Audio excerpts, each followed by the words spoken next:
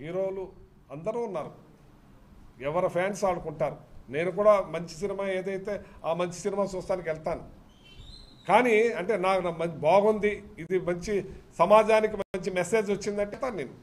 కానీ ఇట్లాంటి పరిస్థితులు మంచిది కాదు, ఈ రకమైన పరిస్థితులు బాగోదు, మంచిది కాదని చెప్పి తెలియజేస్తూ, ఇవాళ ఇక్కడ ఉన్న ఎమ్మెల్యే ఉన్నారు, మరి ఆ ఎమ్మెల్యే మొత్తం లా అండ్ ఆర్డర్ లేదు, ఇక్కడ లా అండ్ ఆర్డర్ లేకుండా పోయింది, పోలీస్ వ్యవస్థ లేదు, నా ఇంటి మీదకే జనం వచ్చి పడినప్పుడే నాకే దిక్కు లేదు.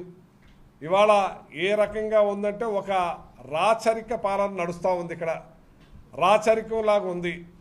ఇప్పటికైనా సరే పోలీస్ వ్యవస్థ కూడా మార్చుకుని వాళ్ళు ఇలాంటి సంఘటనలు మరొక్కసారి జరగకుండా చూడాలని చెప్పి నేను కోరుతా ఉన్నాను.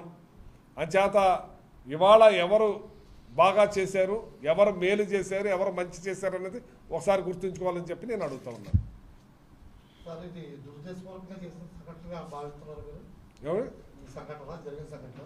అది ఏం చేసినా కానీ ఒక మహానాయకుడు జగన్మోహన్ రెడ్డి గారు ఎక్కి తొక్కటం ఇది దుర్మార్గంగా చేసినట్టే భావిస్తున్నాను. కంప్లైంట్ ఆల్రెడీ స్టేషన్లో కంప్లైంట్ ఇచ్చాం, దాని మీద యాక్షన్ తీసుకోమన్నాం.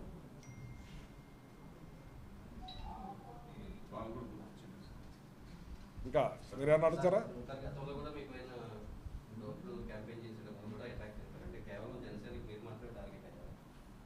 డోర్ టు డోర్ చేసినప్పుడు ఏం లేదా? లేదు, అదేం లేదు. కానీ మన ఇంటికాడ నాకు ఎంపీపీ ఎలక్షన్స్ జరిగినప్పుడు మన అత్తిల్లో ఇంటికాడ ఉన్నప్పుడు వాళ్ళు ఇచ్చేసారు, అందరూ కలిపి కూటమంతాను, నాట్ ఓన్లీ జనసేన, టోటల్గా కూటమంతా కూడా చేసింది. అది దుర్మార్గమైన పని. ప్రజాస్వామ్య దేశం ఇది. ఈ ప్రజాస్వామ్య దేశంలో ప్రజలకు అనుగుణంగా చేయాలి ఏ ప్రభుత్వాలు వచ్చినా. కానీ ఇప్పుడు ఈ రకమైన పరిపాలన చంద్రబాబు నాయుడు గారు కూడా చేయలేదు గతంలో. కానీ ఇది మరి దారుణంగా రెడ్ బుక్ సిద్ధాంతం అనేది తీసుకొస్తున్నారు. ఇది చాలా మంచి పని కాదు, మంచిది కాదు. ఇది రాబోయే రోజుల్లో ఇలాంటి మంచిగా అనిపించవు అని చెప్పి నేను తెలియజేస్తున్నాను.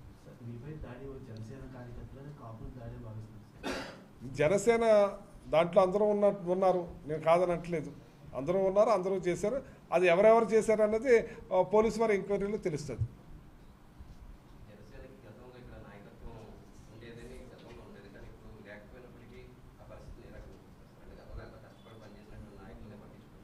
నేను పెద్ద నాయకుల్ని ఆయన ఒక రోజులో సంజాయిషి కూడా అడగకుండా సస్పెండ్ చేస్తున్నారు, ఆలోచించండి అని వాళ్ళకే చెప్తున్నాను. ఓకే, మా కాపు నాయకులు